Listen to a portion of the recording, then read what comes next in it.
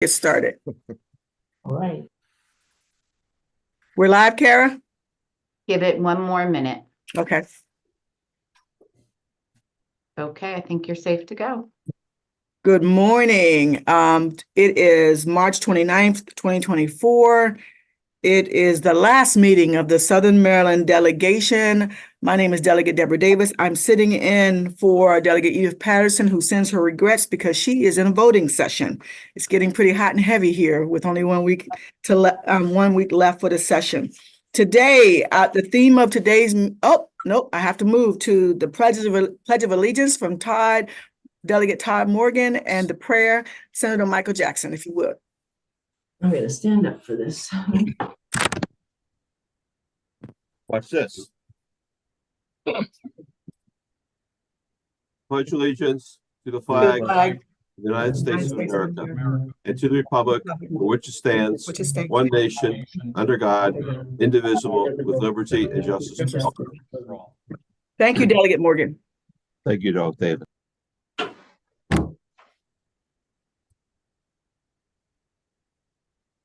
Senator Jackson?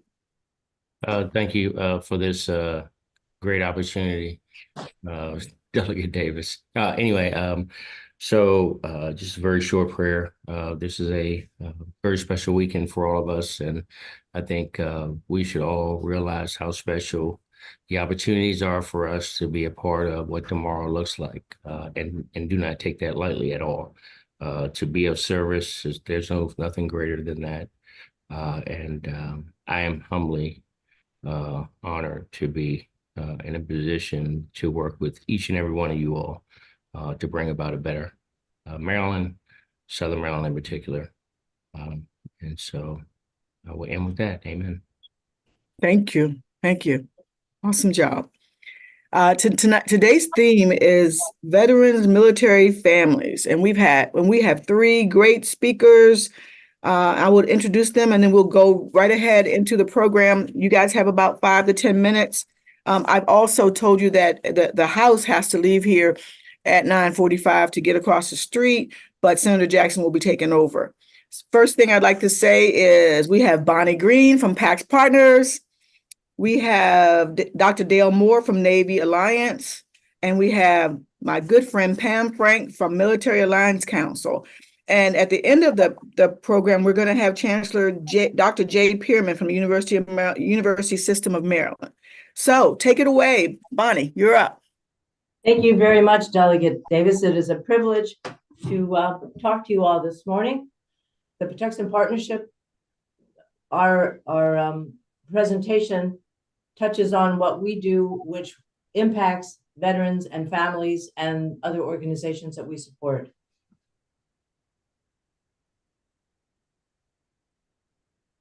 All right.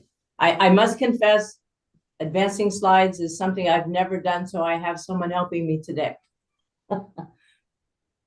Okay. Thank you, Kiki. The Patuxent Partnership is a 501c3 nonprofit organization. We work with government, industry, and academia. We are very engaged in STEM workforce development. We do a number of programs that focus on the Navy and the DoD.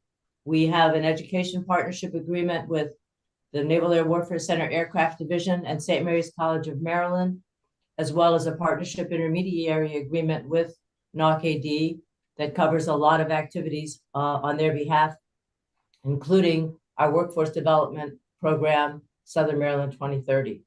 We also have done a lot of outreach with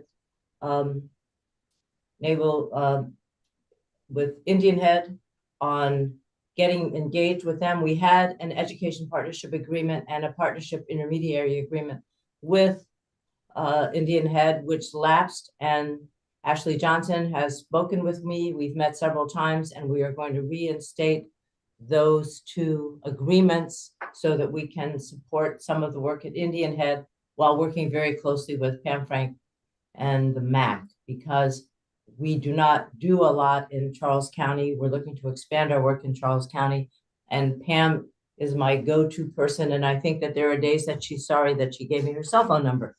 But in the meantime, it's great to be involved in the Tri-County with our workforce development initiative, which is in its second year. We also participate in the Intergovernmental Personnel Act, where we have people who are working for the Patuxent Partnership who are detailed to temporary assignments to federal and DoD agencies. And the organization's been around since 1997. It initially was part of the St. Mary's County Economic Development after the Navy Alliance was set up, and they decided that while the Alliance was doing really important work, it was equally important to have an organization that could work directly with the Navy that wasn't engaged with lobbying. So it started in St. Mary's County Economic Development and then eventually became a standalone 501c organization. We have a lot of programs and activities. I'm really glad to say that our All-Day Defense Summit program is now in the rearview mirror. We're very fortunate to have Congressman Hoyer as our congressman, and he is very supportive of the work that we do. We are engaged in STEM activities in conjunction with NOC-AD in the Tri-County, including our STEMming initiative with NOC-AD that introduces middle school girls to STEM careers. And we have good participation from Charles, Calvert, and St. Mary's County for that one-day program, which is coming up in late May at St. Mary's College of Maryland. We have been working with Leap Forward to get more students from underrepresented populations involved in programs that we support, so that after getting to know Rhonda Thomas at Leap Forward, we've been supporting them by funding the space at the University System of Maryland in the Smart Building for their monthly meetings. And they've participated in the summer engineering camp that's funded through Southern Maryland 2030.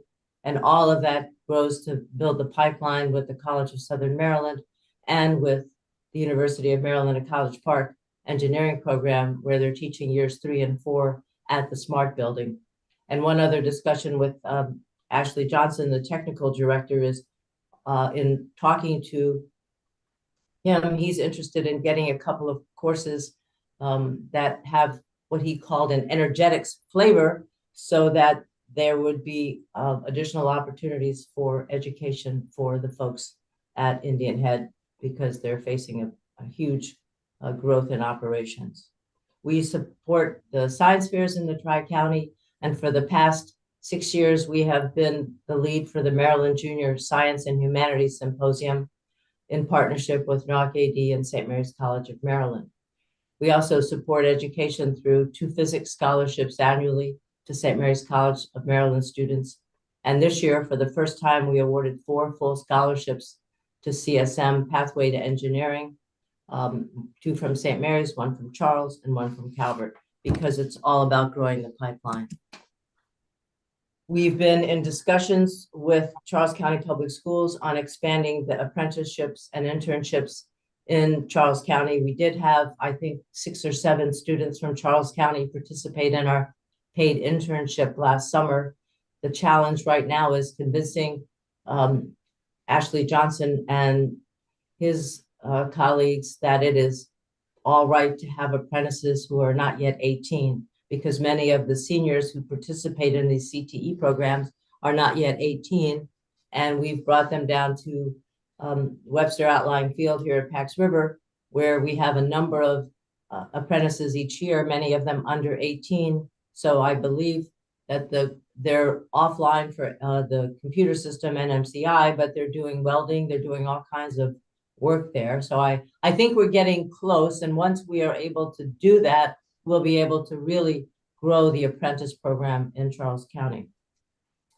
We're looking to continue our engagement with Charles County and Calvert County in our Spark Career Fair, but in 24-25, we are considering having a standalone Spark Fair that's focused primarily on Indian Head, CSM, the medical community, and the industry that supports NSWC Indian Head directly. And we're very much engaged with the College of Southern Maryland.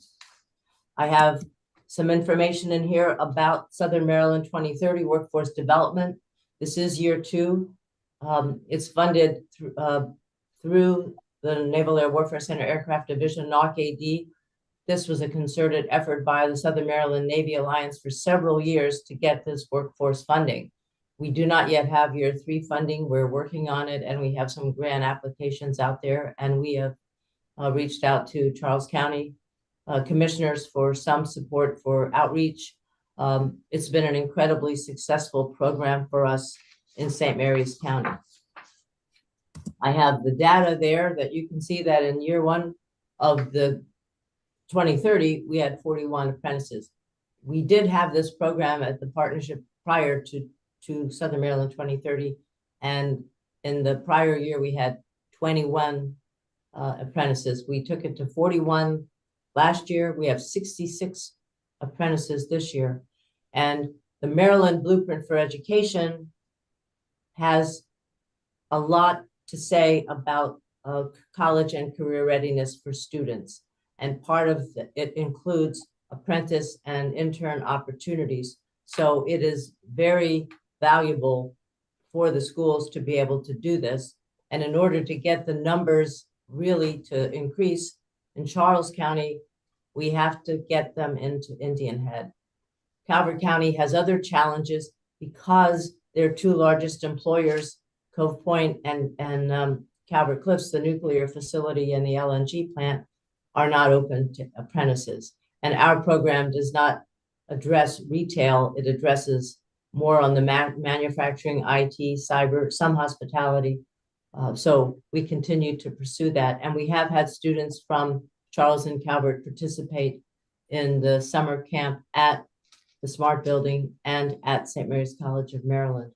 Also, in year 2, we funded a new cyber lab for Leonardtown and for Prince Frederick. We didn't cover carpeting, furniture, etc., but we provided the bulk of the funding for these 2 labs. It's particularly of importance in Prince Frederick, where you can provide cyber certificates and training to students who don't have apprentice opportunities.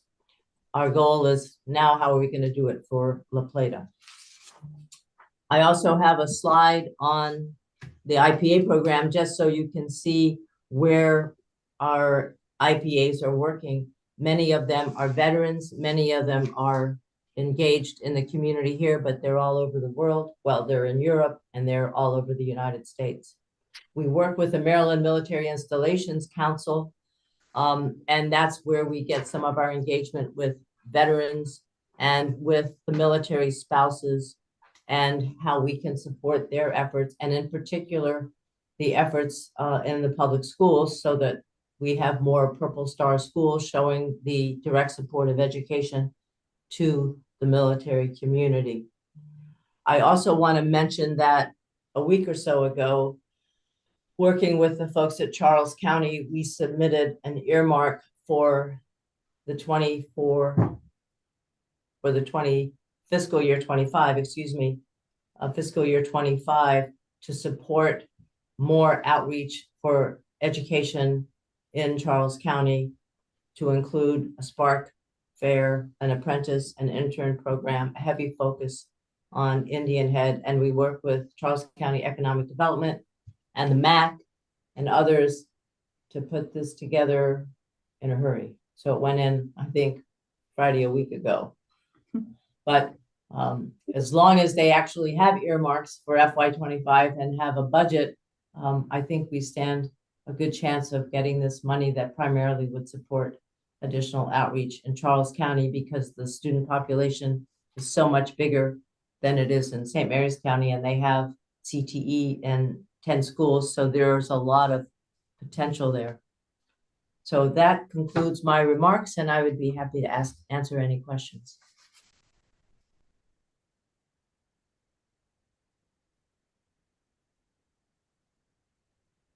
Senator Jackson. Thank you, Madam Chair. Thank you, Ms. Green, for your presentation. I just wanted to mention, I did not mention it at the onset, that I'm honored to serve as the chair of the Senate Veterans Caucus, and we've always enjoyed our relationship with you all and everyone on board that's on today. We look forward to continuing that and advancing that effort, and maybe we can get you all up next legislative session. to present to the entire Veterans Caucus. We have one of the largest in the country, by the way. So We would like to do that. One program that, there's the, it's not a Wounded Warrior program, but there is the program in Charles County, and the name of it escapes me, My First Cup of Coffee, and several of our board members are active on this program that works with veterans who come back with PTSD and other trauma. And we have supported that organization, and we haven't had a public presentation for several years since COVID, because it started out at Melwood and then transitioned to this program. Melwood still does other things, but we like to call attention to this initiative because it's so powerful and it helps so many people. And so many of the people who are members of the partnership are veterans, and they care deeply about providing that kind of assistance. So we would welcome that opportunity. Okay, and thank you for your presentation, Bonnie. Next, we have Dr. Dale Moore from the Navy Alliance. Let me share my slides. Can you see that? Yes. Thank you. Well, good morning. Thank you for the opportunity. My name's Dale Moore. I'm Executive Vice President of Southern Maryland Navy Alliance. I'm filling in for Tom Garrison, who's out of country right now. Look forward to going through this with you quickly. Navy Alliance was started back in 1992. It was BRAC driven. I happened to be in Crystal City at the time in 95 when we transitioned down. I led the first group down the Pax River to set up the Materials Research and Engineering National Competency. But we've got one of the oldest defense community organizations in the country. Pax River is our main focus, and the community that supports it. 14,500 acres. We've got over 140 aircraft on the base, including the Navy Test Pilot School. It is the busiest flight test center in the world. A lot of people don't realize that. We've got 57,000 square miles of airspace over the Atlantic. That's why the windmill situation is so important to us, to make sure that we're not limiting our missions. We've got over 400 research and development laboratories on the base. It's the largest employer in St. Mary's County and brings a tremendous economic impact to the state. It is, let me go a second. And it supports the entire life cycle of naval aviation. Everything from basic materials, research and development, cyber, avionics, sensors, you name it. It does everything from rapid response to special forces needs and all sorts of needs out there, all the way up to the major programs like the Joint Strike Fighter, F-18. You see a picture here of the MQ-25, which is an unmanned refueling vehicle that's in development right now. That actually spawned off of our unmanned combat air system, X-47B, down in the lower picture in the middle there. I was actually chief engineer of that program for 2.5 years. Won about every aviation award on the planet. But the point here is that we are technology intensive. We are very focused on education and workforce development to operate at the edge of understanding and to push that envelope as far as possible and streamline the technology innovation acceleration process to deployment as quickly as possible. Bonnie held her defense summit yesterday, and it came out loud and clear. Money's getting tight.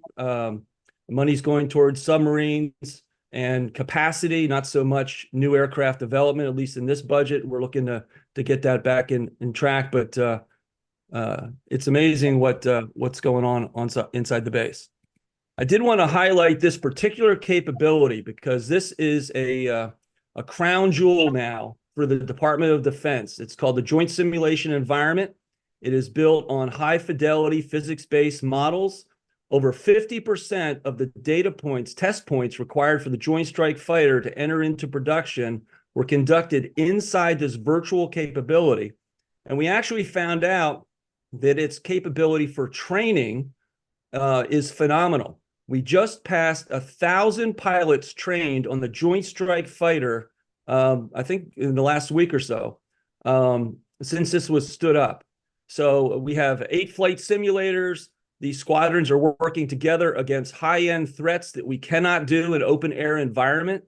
And now we're expanding this capability to include Air Force aircraft. Eventually, it will get to the point where we're integrating virtually space, air, surface, and subsurface capabilities to simulate these highly contested environments. So we're very attuned to digitization, virtualization, man-machine teaming, unmanned systems, artificial intelligence, obviously autonomy with our new smart building, which we're very proud of. And but this is where it's all going, and we need more software developers. The software, the operating system, all that is government owned. This is something industry tried to get on their own, and we said, no, it doesn't make any sense. So I just wanted to highlight this because this capability is being replicated across the entire country now. And this is the leader in it all that started it. It's truly amazing. So in terms of our committees, I mentioned Tom Garrison is our president. Chris Keselimus is our committee chair for economic development. Kevin Swiddick's government relations. Dottie Simiolo has done a fantastic job on the workforce side, getting the resources for the 2030 initiative and interfacing with the MMIC.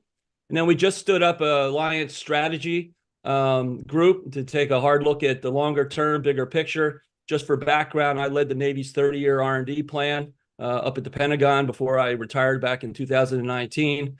So I'm trying to bring some of that capability to bear within the alliance membership and the state as well.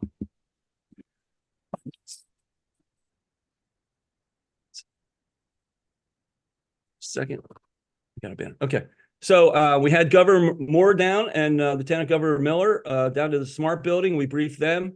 That went very well. We gave testimony supporting the Maryland Aerospace and Technology Commission and encouraged the participation from Southern Maryland in that overall commission.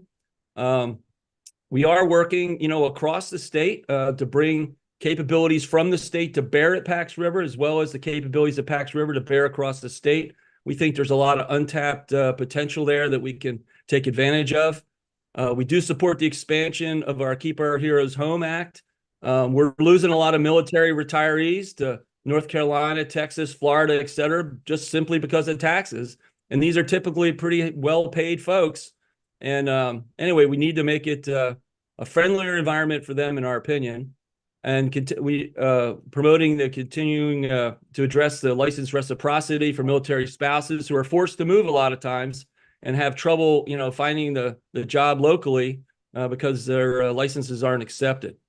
We work with the economic development commissions to support infrastructure investment. That's all going very well. We had our legislative luncheon, had a great discussions with Senator Bailey, Delegate Crosby, and Morgan, talking about a number of different issues, trying to increase the visibility of what Pax River does on the global national security front. A lot of folks don't really realize the significant impact of what that is. And, we're up against China. That's a big deal. We're operating against the Houthis right now. We kept the peace there in Israel with the whole Hamas attack. People are on game, working it every day. We want to assure appropriate offshore windmill placement and really appreciate everyone's support for that. We've had to address that several times now over the last several years. It keeps popping up and we need to keep putting it down and being reasonable, working with the Department of Defense to put it in places that it makes sense so we don't lose missions. That's the big thing. Again, busiest flight test center in the world.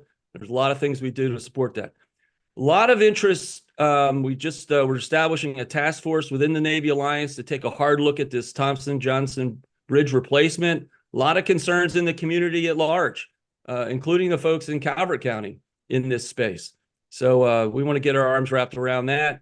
And I'll talk a little bit about, we want to build the graduate programs at USMSM in a big way. The Southern Maryland 2030, I chair the board of advisors for that. I got to say, the PAX partnership has done an absolutely phenomenal job the last 2 years in this space. We really want to get the sustaining funding to keep that going, bring the 3 counties together, move that forward. Just absolutely exemplary. It would be a sin if that program dropped.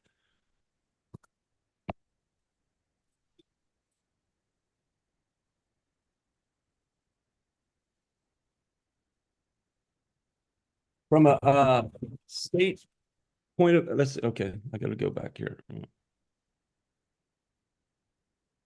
Okay, from a federal priority view, we did, looks like we are receiving about $1 million in professional workforce and graduate education support. We're working with the 4 different institutions in Southern Maryland to coordinate the art of the possible with that. We've got College of Southern Maryland, St. Mary's College, USM, SM, UMD, as well as Leadership Southern Maryland.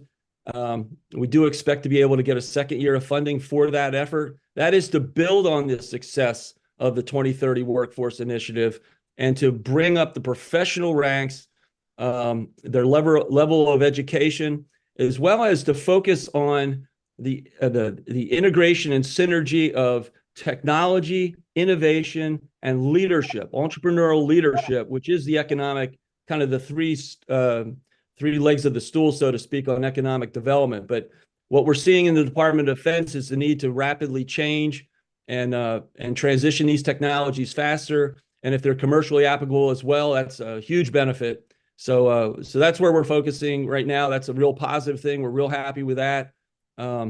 We also have requests in last year and this year for additional funding for the Joint Simulation Environment, as well as what we call our ASTEF facility, which is 5th and 6th generation electronic warfare. We're really trying to get ahead of the threat curve because these threats are popping up. Look, China is very serious. They are now considered a peer threat in the South China Sea area.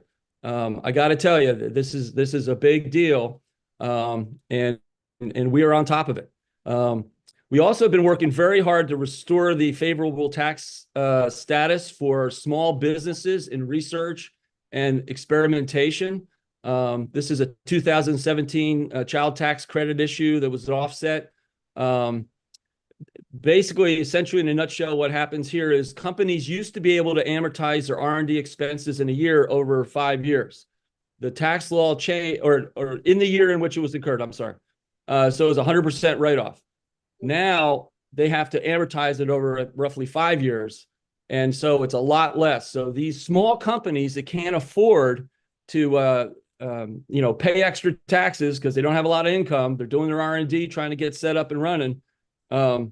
They can't afford it. And if they borrow, it's at very high rates. So we're working hard with that. We partnered with the National Defense Industries Association. They actually wrote a letter up on the Hill to the minority and majority leaders of both houses. So we've got tight connections with them. They represent 70,000 members, by the way. So that's important. And we're helping the Navy prioritize their facilities down there. New military construction. The advanced prototype facility is unique in the nation. The phase 3 is really the materials manufacturing piece, anechoic chamber expansion. The Joint Simulation Environment, ASTEF facility, they're all interrelated. They are 24/7, 365. The capacity, they've got a real capacity problem there because of so much testing is required because the threats are moving so fast. And we're working hard to take a look at the future air wing, which things will change in a big way. So we're on top of that, and we're doing what we can to make sure that Pax River and the Southern Maryland community are well taken care of. Thank you. Thank you, Dr. Moore. Are there any questions? Senator Jackson, I see your hand up. You have a question still? Not a question.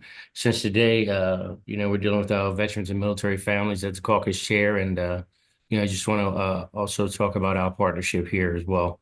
We are very well aware of the number of challenges that we have been trying to get through regarding keeping our heroes here. Some of us are part of that hero group, and we're working hard. One of the things that we have that we continue to work with, if you look at the extensive amount of legislation that we've been passing over the last several years, we're incrementally getting where we need to get. So we certainly love the relationship that we have, not only with the members and retirees, but their families as well. So we are working toward that. Maryland is a unique state in itself. We are a very highly public sector employment state. We rely on personal income taxes. So with our relationship with you and others and Dr. Permanent, his team, we're creating more revenue generating streams, which will get us where we need to go in the future. So appreciate the partnership and love what you guys are doing down there. So thank you, Thank you. Madam Chair. Thank you, Senator Jackson. Senator Bailey?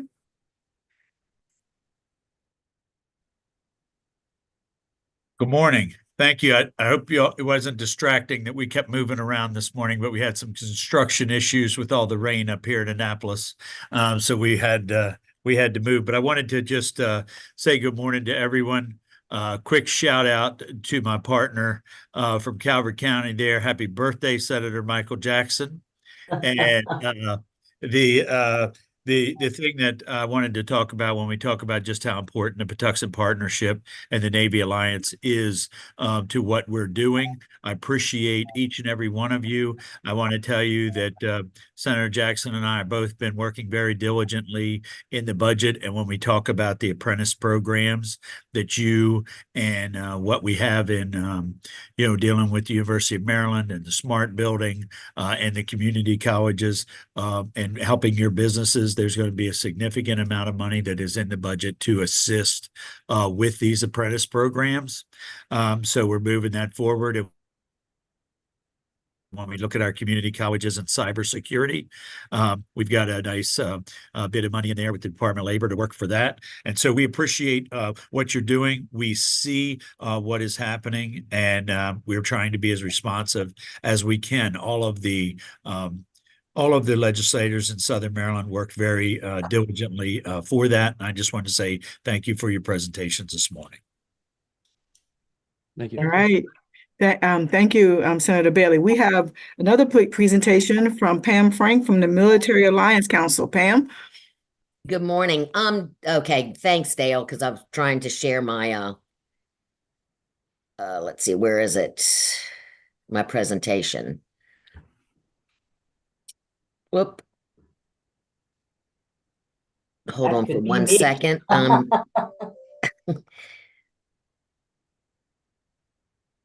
Where'd it go? There we go. All right. Now, can you see it? Yes, ma'am. Okay, excellent. Thank you very much. Sorry for the technical difficulty. I want to thank you guys very much for the opportunity to brief you this morning.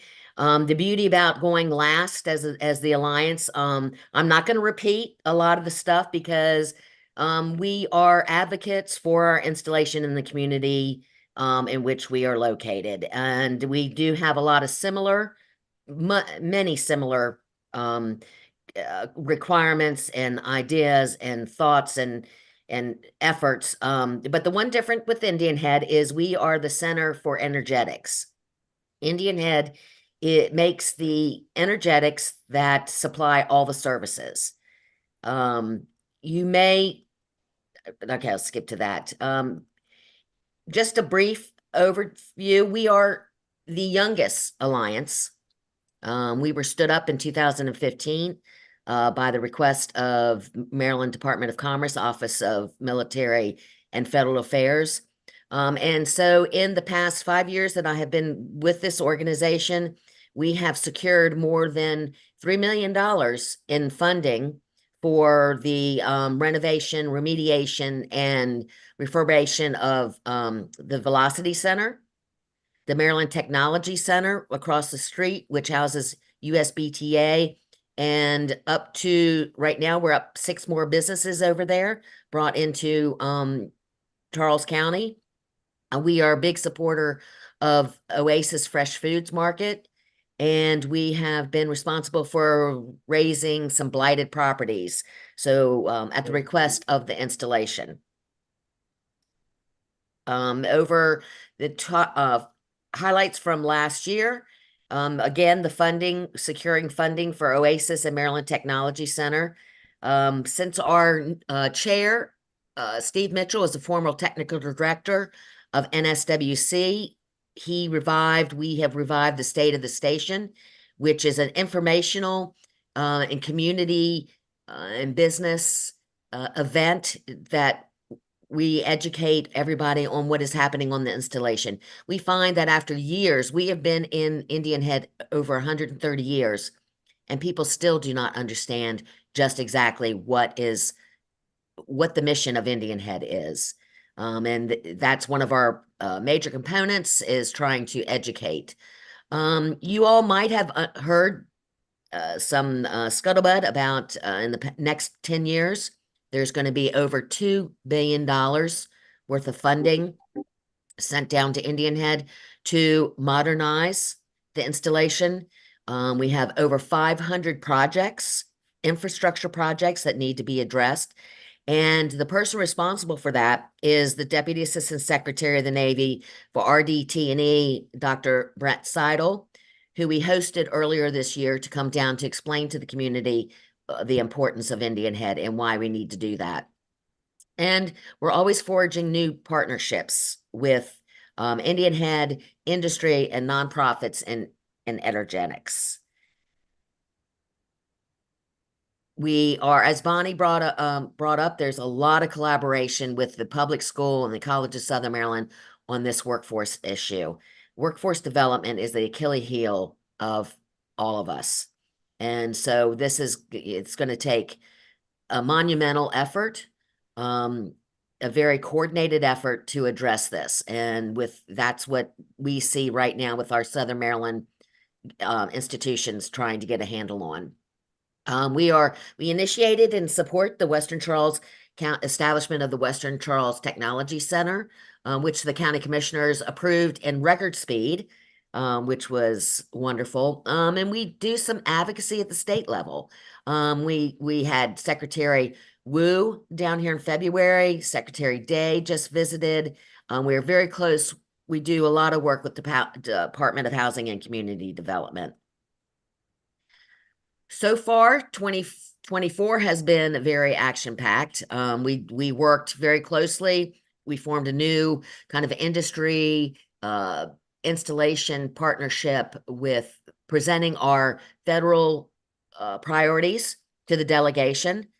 We had Senator Cardin down here to implore him to facilitate one of our key issues, and that's the burn facility that we're asking for help in. We just hosted Congressman Hoyer with a working lunch. And as Bonnie mentioned, she and the county submitted an earmark expanding the workforce 2030 into Charles County. Let's see. One of the things I think is confusing to people is that we have Naval Support Facility South Potomac, which is Indian Head and Dahlgren. They are the landlords of the installation, but we have tenants, and the biggest tenant is the Naval Surface Warfare Center.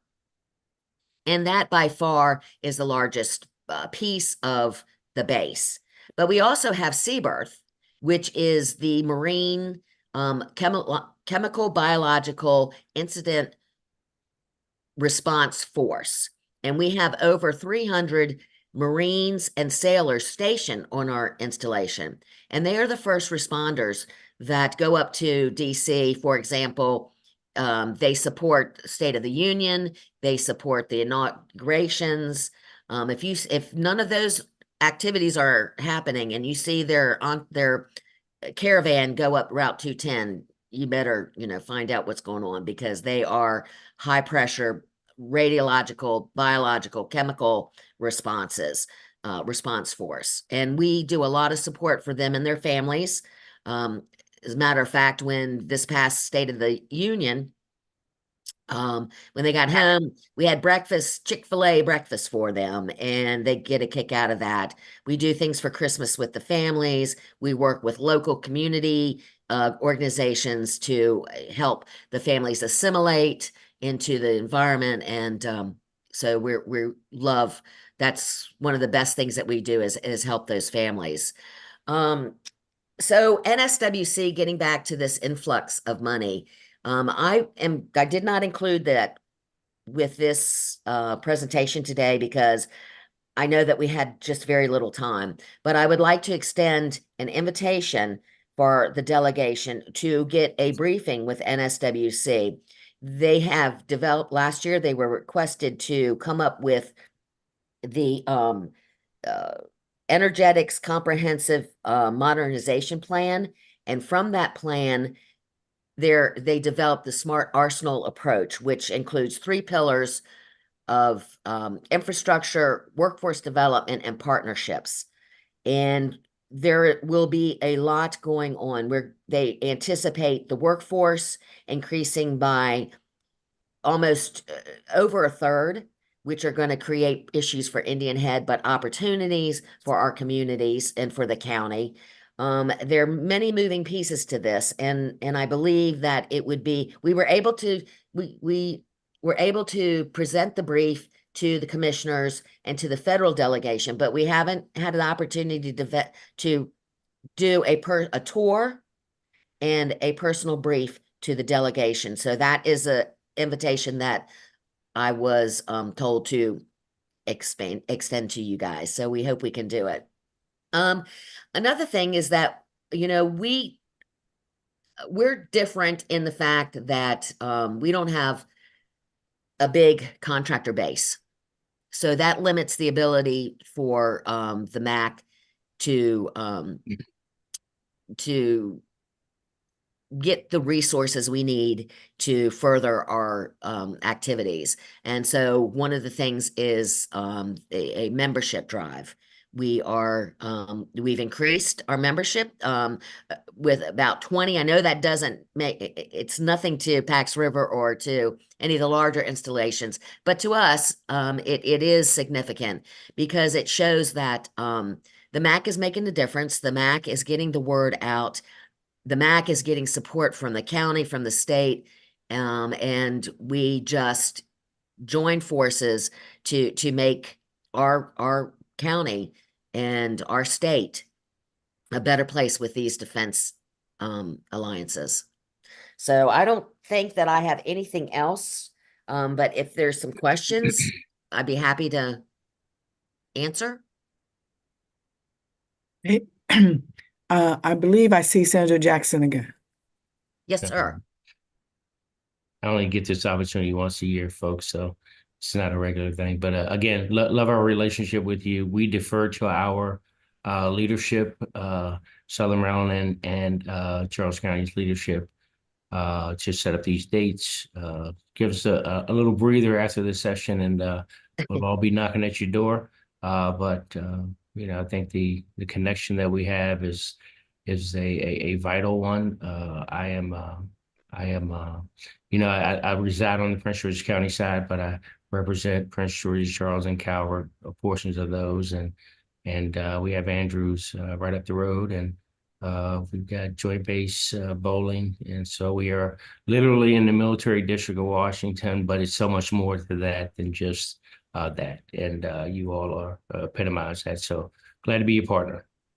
Well, sir, we certainly will give you some breathing room. Understand that you have some serious work going on up there, but we just want you to know that we want and look forward to having the opportunity for you to get an intimate look at this installation down here. Absolutely. And if I might, Madam Chair, lastly, I'd like to say to our 3 partners on the military and veterans families side of the House, Southern Maryland is still in the running, folks, to be the home of the Women's Veterans Memorial. So we're fighting hard.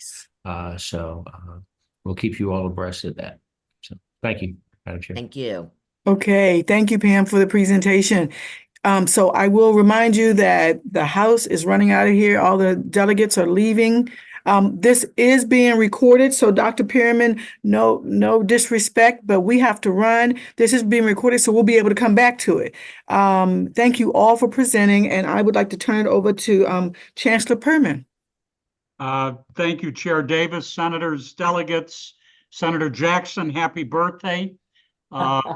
I first want to say how sorry I am that I could not make it to your higher ed panel that you hosted earlier this month. So I'm grateful that you've let me crash this meeting of workforce and military affiliated leaders.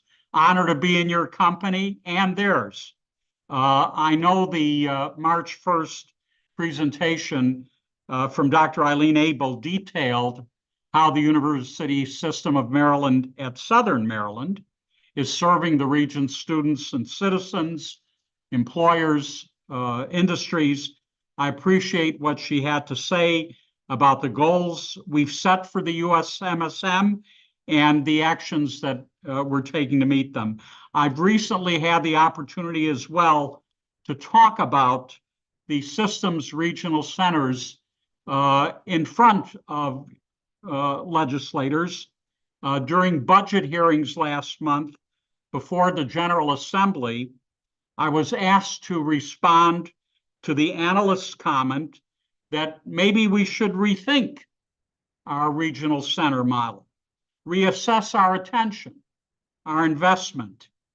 And it provided me a valuable opportunity to double down on my bullishness for these centers, including, of course, the USMSM. Why? Because for my money, these centers are all about education access, something you're all committed to, something I heard about with my colleagues presenting today, the ability to allow students to pursue a degree that for many would be out of reach in a number of ways otherwise. Some of you know that I'm especially committed to pathways to a higher education. And the USMSM is key, it's critical to those efforts in Southern Maryland. I know Dr. Abel focused some of her remarks on the enormous need for bachelor's degrees in the area and how our regional center can be the solution for students who say that the alternatives, online learning, long commutes, residential campuses, all of which we have across the system, don't work for them. And for all the support you've given us through the center, all of you, for which we're deeply committed. Yes, we're going to need still more support to build out this vision and make the USM at Southern Maryland a local, viable option for undergraduate students. I'll come back to graduate students, which was mentioned. This vision requires support from the system as well.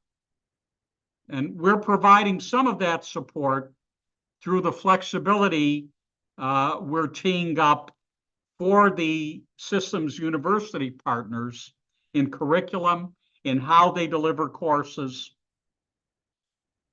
The center, our center in Southern Maryland, is working on an academic plan now, targeting, prioritizing the programs that best meet the needs the community's identifying in terms of workforce.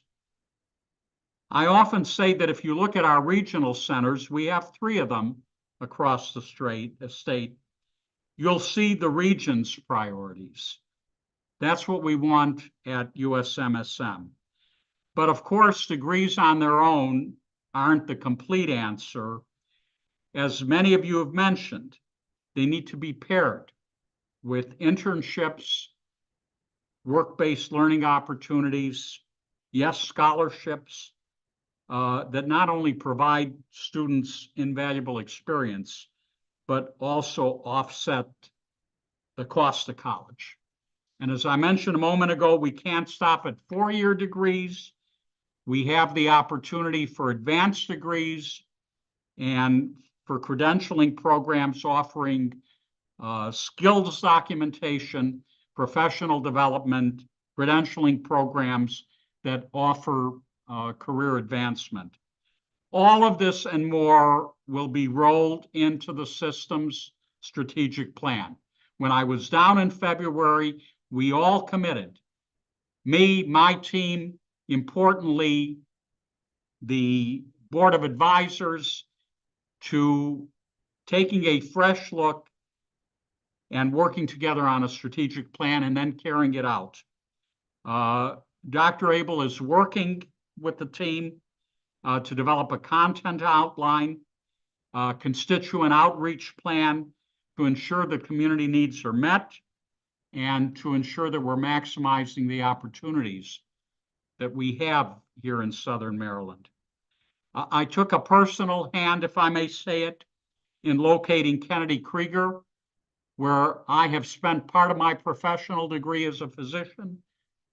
At the USMSM, it means the world to, and will mean the world to more and more families in Southern Maryland. But let me tell you how this is tied to education. The fact that Bowie State is launching a master's, a graduate program in special education at the center, which allows students to work with Kennedy Krieger staff, experiential learning, getting the experience with its students, patients, advancing special education practice. The Matrix Lab at USMSM generates some of the world's most groundbreaking research in autonomous systems. What makes it even better, the fact that in tandem with this research, the Clark School, our engineering school at College Park, is building Southern Maryland's autonomy workforce in real time. To me, these are wonderful examples of a critical nexus: education, research, workforce establishment, each one strengthening the other, each one hopefully strengthening the region. So we've got synergy here among academia, industry, government. We need to exploit it. Finally, as I mentioned before, a particular focus of mine is pathway programs, making USMSM a place for our K-12 students to work with our K-12 leaders and us on the notion of early college, on the notion of preparing. And I've had the privilege of talking with our county, 3-county education leaders in pre-K to 12. I want to acknowledge Bonnie Green and her team at the PAX Partnership, which has been an incredible asset in opening up education and workforce opportunities throughout the region. All of this work is a priority for our Board of Advisors. Officer elections will take place shortly in the next couple of weeks, and we're continuing to work on filling positions. I think we have an opportunity now to crystallize a bold vision for USMSM and to back up that vision with strategies and people and resources. I hope you can tell that I'm excited for this work. I like coming down to Southern Maryland. Some of you know that, and I will continue to do that. Happy to take your questions. Thank you very much, Chancellor. We are so proud that you are leading our educational efforts. And, you know, things happen for a reason, right? So you show up today and you talk about what we all talk about is that partnership piece, the connection. I had the honor of being a part of the partnership work with, you know, at the Robert Smith School of Business with for our veterans and our families earlier this year. So it comes full circle.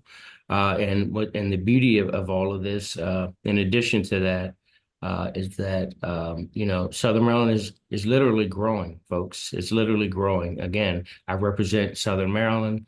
I'm a part of the Southern Maryland team, but I represent the 3 counties touching Prince George's County. You mentioned Bowie State. We're so proud of that connection as well. Senator Bailey and I talk on a regular basis regarding Kennedy Krieger and how monumental that is for our region of the state. You're talking, again, we're part of Southern Maryland Ag Development Corporation. So we've extended those 3 counties, folks, to literally 5 counties: Southern Anne Arundel, Southern Prince George's, Charles Calvert, and St. Mary's County, because we are in a like environment. We all have the same needs. It makes sense that we're dedicating our resources where they need to be dedicated and meeting folks where they are, so we can draw on that terrific intellect and energy that we have in Southern Maryland. And lastly, I'll say before I hand it over to my partner from District 29, the House is in. As you know, this is crunch time. We're down to the wire here. But you have 2 of your 3 senators that are going to be on this line and round this segment of our relationship out. And glad to have you all here. Senator Bailey, after you, we're going to close out the meeting. But thank you all very much for sharing this day with us. So. Thank you, Senator. Thank you, Senator. And listen, the one thing that my partner did say right there in Senator Jackson is we're a team and we work together. And I rode the elevator this morning with Senator Ellis, and I'm sorry that he wasn't able to attend, but as it is crunch time, they were voting in his committee today. And so I know that he talked about it. I meant to mention it earlier, and I forgot with all the construction in my office. But Chancellor, I just wanted to point out to you that I really appreciate the relationship that you have, especially in our committee and working with us. And, after, we asked you some hard questions. And we put you on the spot, and the way you and your team responded is remarkable. And I know that some of the admittance to the flagship University of Maryland last year was down in some of our rural counties, and as a result of some of the questions, you came out with the STARS program. And you've almost doubled the ability of children in our regional areas to go to one of the flagship schools, right, to attend. And it's just, I really see your leadership and what is happening at Southern Maryland. I really, we're ready to jump in and help you and follow your lead. And I appreciate what you're doing for us. Senator, thank you. Your hard questions inspire us. So keep them coming. Thank you. I want to thank you all. I was tasked. Senator Bailey wasn't on the line. I think he was in construction mode a little while ago. But I was tasked by our chair, our interim chair, because she was tasked to be the chair because of a voting session for our chair, Patterson. But we're honored to have you all here. Honored to have you as our partner, and give us a bit of a breather. And we'll be right back on the ground with you, walking down the next challenges that we have, and looking forward to providing this service that we are so honored to be a part of for Southern Maryland. So thank you all very much. We're going to close out and enjoy this weekend, and we'll see you soon.